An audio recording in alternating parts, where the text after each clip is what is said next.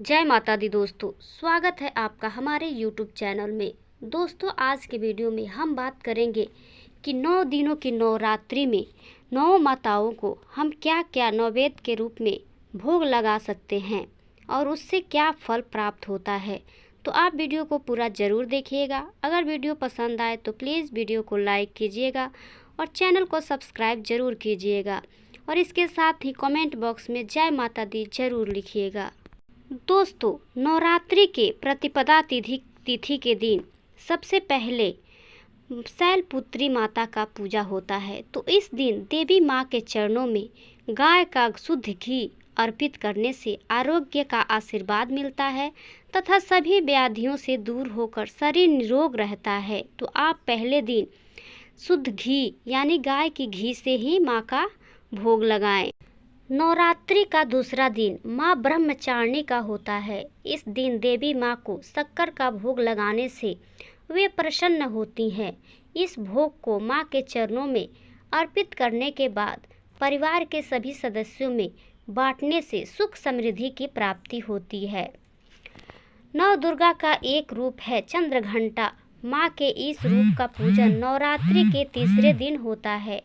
इस दिन माँ को दूध से बनी मिठाई, खीर आदि का भोग लगाना चाहिए और भोग लगाने के बाद ब्राह्मणों को दान करना चाहिए। ये शुभ होता है। इससे दुखों की जो है वो प्राप्ति नहीं होती है, आनंद की प्राप्ति होती है। नवरात्रि के चौथे दिन को मालपुए का भोग लगाना चाहिए। मालपुए के भोग लगाने से माता प्रसन्न होती हैं, क्योंकि इस दिन माँ कृष्मांडा का पूजा होता है। माँ को भोग लगाने के बाद ब्राह्मण को दान करना चाहिए। ऐसा करने से बुद्धि का विकास होने के साथ साथ निर्णय शक्ति भी बढ़ती है। नवरात्रि का 5वां दिन यानी माँ स्कंद माता का दिन। इस दिन माता जी को केले का नैवेद्य चढ़ाना सबसे उत्तम माना जाता है। ऐसा करने से आपकी उत्तम स्वास्थ्य और निरोग काया की प्राप्ति होती है। नवरात्रि के 6वें दिन माँ को शहद का भोग लगाना बहुत शुभ माना जाता है। इस दिन शहद का भोग लगाने से मनुष्य का आकर्षण और बुद्धि बढ़ती है। नवरात्रि का 7वां दिन देवी माँ को गुड़ का भोग लगाना चाहिए। 7वें दिन माता को गुड़ का भोग लगाकर ब्राह्मणों में दान करने से शोक से मुक्ति मिलती है और आकस्मिक आने वाली जो संकटें होती है उसकी रक्षा होती है।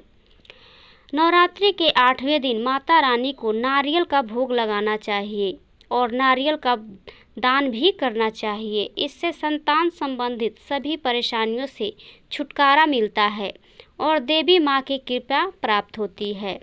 नवरात्रि के अंतिम दिन यानी 9वीं तिथि के दिन तिल का दान करना चाहिए और तिल का भोग भी लगाना चाहिए माता को और ब्राह्मणों को दान करना चाहिए। इससे मृत्यु भय से राहत मिलती है तथा साथ ही अनहोनी होने वाली घटनाएं जो है उससे राहत मिलती है। तो उम्मीद है कि आपको ये वीडियो पसंद आया होगा। अगर पसंद आया है तो प्लीज़ कमेंट बॉक्स में जय माता दी ज़रूर लिखें ताकि माँ आपकी सारे संकटों को दूर करे।